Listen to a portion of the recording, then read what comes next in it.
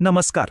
आज आपण एका अशा प्राचीन श्लोकात डोकावणार आहोत जो खरं तर आजच्या आपल्या आयुष्यासाठी एका आरशासारखा आहे. सौंदर्य, अभिमान आणि त्या पलीकडचं सत्य ह्या सगळ्याची ही गोष्ट आहे. चला सुरुवातच या थेट प्रश्नानं करूया, कारण आजची आपली सगळी चर्चा याच गोष्टीभोवती फिरणार आहे. आपल्याला काय दिसतं आणि खरं वास्तव काय आहे यामधल्या अंतरावर. तर आजच्या या प्रवासात आपण काय काय पाहणार आहोत? आपण सुरुवात करू हाडांच्या शहरापासून. मग एका राजकुमारीच्या अभिमानाची कथा ऐकू. त्यानंतर त्या श्लोकाचं अनावरण होईल. तो आपल्या आधुनिक मनांसाठी एक मार्गदर्शक कसा आहे हे समजून घेऊ. मग तणावपूर्ण जगासाठी त्यातून काय शहाणपण मिळतं ते बघू. आणि शेवटी आपल्या आरशातून एक छोटासा सराव करू.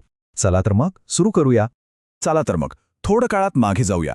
कल्पना करा, आपण अशा ठिकाणी पोचलो आहोत जिथे शांतता आणि ज्ञान एकत्र नांदतात. आपण आहोत श्रावस्तीमध्ये. जरा डोळे मिटून कल्पना करा. हवेमध्ये चंदनाचा आणि फुलांचा एक मंद सुगंध भरलेला आहे आणि पायांखाली गुळगुळीत थंडगार दगडांचा स्पर्श जाणवतोय. ही तीच भूमी आहे जी हजारो भिक्खूंच्या वास्तव्यानं पावन झालीये, जिथला प्रत्येक कण जणू काही धम्माचीच साक्ष देतोय. विहाराच्या बाहेर मात्र रखरखीत ऊन आहे.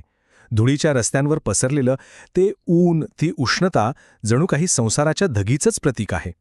पण गंमत म्हणजे विहाराच्या आत एक विलक्षण शांत, थंडगार अशी शीतलता आहे. आणि ती फक्त भौतिक नाहीये, तर ती मानसिक शांतता आहे. आणि या सगळ्या शांततेत कुठून तरी दुरून संघाच्या पालीपठाणाचा एक मंद, लयबद्ध असा आवाज कानावर येतोय. हा आवाज तिथल्या शिस्तीची आणि साधनेची खूण आहे. हो, हेच ते ठिकाण आहे, जेतवन विहार, जिथे आपली आजची कथा घडणार आहे. स्त्रिय प्रज्ञा आणि करुणेच्या केंद्रस्थाने आपण भेटणार आहोत आपल्या कथेच्या मुख्य पात्राला, राजकुमारी रूपनंदा. ती इतकी सुंदर होती की लोक तिला जनपद कल्याणी म्हणायचे, म्हणजे संपूर्ण राज्याचं सौंदर्य. आता बघा, रूपनंदेची सगळी ओळख, तिचं पूर्ण अस्तित्व तिच्या सौंदर्यावर अवलंबून होतं. पण मग काय झालं? तिचा भाऊ, तिचा पती, तिची आई सगळे ज्ञानाच्या मार्गावर निघून गेले. आता ती राजमहालात एकटी पडली. ते वैभव तिला आतून पोकळ वाटू लागलं. आणि म्हणून श्रद्धेतून नाही तर त्या एकटेपणातून आणि केवळ अनुकरणातून तिनं भिक्खुणी होण्याचा निर्णय घेतला. पण तिच्या मनात एक खूप मोठी भीती होती. तिला वाटायचं की बुद्ध तिच्या या सौंदर्याच्या अभिमानावर नक्कीच काहीतरी बोलतील आणि तिची ही ओळखच तिच्यापासून हिरावून घेतील. म्हणजे इथे ना दोन जगांची टक्कर होतीये, जणू काही दोन आरसे आहेत. एका आरशात रूपनंदा पाहते आणि तिला वाटतं माझं सौंदर्यच माझं सर्वस्व आहे, तेच माझं मूल्य आहे आणि ते कायम टिकणार आहे. आणि दुसऱ्या बाजूला आहे बुद्धांचा आरसा, जो दाखवतो की हे शरीर, हे सौंदर्य, हे सगळं क्षणभंगुर आहे, अनित्य आहे आणि त्याला चिकटून बसणं हे दुःखाचं मूळ कारण आहे. रूपनंदा ह्याच सत्यापासून, ह्याच वास्तवापासून दूर पळत होती. आणि मग अखेर एक दिवस आला. इतर भिक्खुणींकडून बुद्धांच्या धम्मदेसनेची खूप प्रशंसा ऐकल्यावर रूपनंदा ठरवते की आपण जाऊन ऐकूया तरी.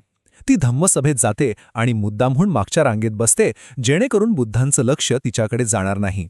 पण बुद्ध, जे प्रत्येक जीवाच्या मनात काय चाललंय हे जाणतात, त्यांनी तिच्या आतला संघर्ष ओळखला.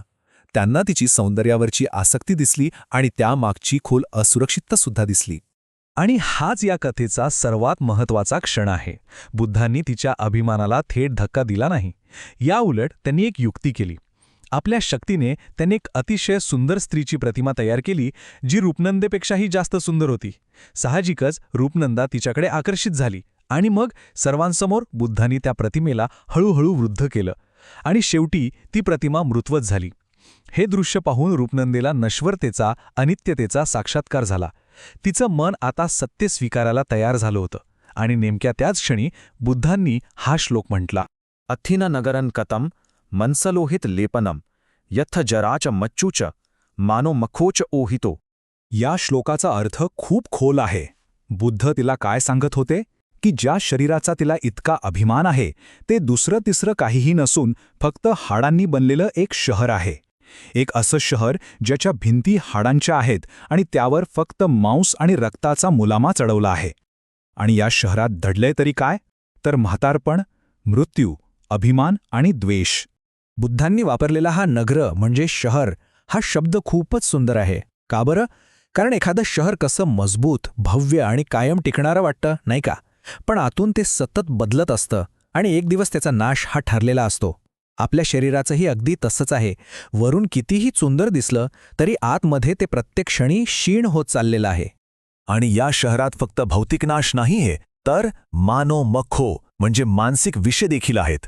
मानो म्हणजे अहंकार, मी सुंदर आहे, मी इतरांपेक्षा श्रेष्ठ आहे, हा जो भाव असतो तो. आणि मख्खो म्हणजे काय, तर दुसऱ्यांबद्दलचा तिरस्कार किंवा त्यांना कमी लेखण्याची वृत्ती. हा अहंकार आणि हा द्वेष याच आपल्या शरीराच्या आणि मनाच्या शहरात दडलेला असतो. म्हणजे बघा, शरीराचा नाश आणि मनातील हे विकार यांचा किती जवळचा संबंध आहे. तर ही जी प्राचीन कथा आहे आणि हा जो श्लोक आहे तो फक्त इतिहासाचा एक भाग नाहीये. आपल्या आजच्या आयुष्यासाठी हे एक अतिशय व्यावहारिक मार्गदर्शक आहे. ते कसं, चला ते पाहूया.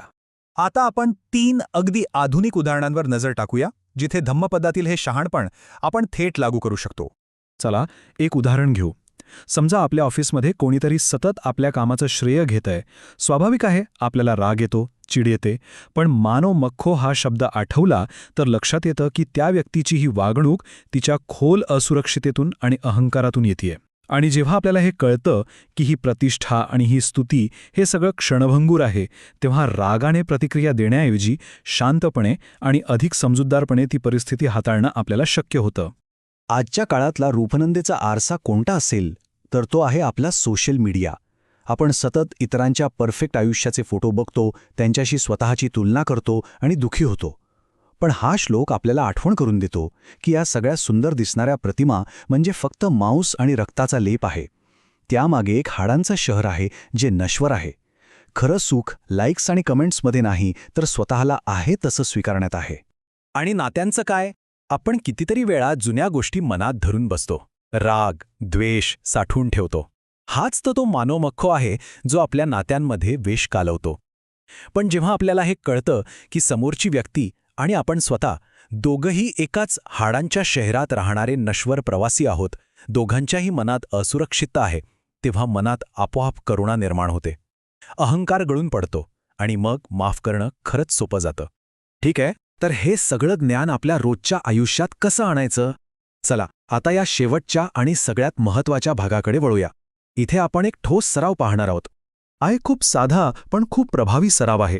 पुढच्या वेळी जेव्हा आपण आरशासमोर उभे राहू तेव्हा फक्त बाह्य रूपाकडे पाहण्याऐवजी जरा एक क्षण थांबा. त्या त्वचेच्या आत काय आहे याचा विचार करा. हाडांचा सापळा, रक्त, मांस ज्यांनी मिळून हे तात्पुरतं रूप बनवलं आहे. आणि मग शांतपणे स्वतःशीच म्हणा, हे शरीर, हे रूप, हे सुद्धा नश्वर आहे. या एका विचाराने सौंदर्याबद्दलचा अभिमान आणि त्याबद्दलची असुरक्षितता दोन्ही हळूहळू कमी होऊ शकतात. तर मग हा प्रवास इथे संपतोय, पण जाता जाता एक प्रश्न सोडून जातोय. ज्याप्रमाणे रूपनंदेने सौंदर्याच्या भ्रमाच्या पलीकडे पाहिलं, त्याचप्रमाणे आपल्या आयुष्यात असे कोणते भ्रम आहेत ज्यांच्या पलीकडे पाहण्याची वेळ आता आली आहे? विचार करण्यासारखा प्रश्न आहे, नाही का?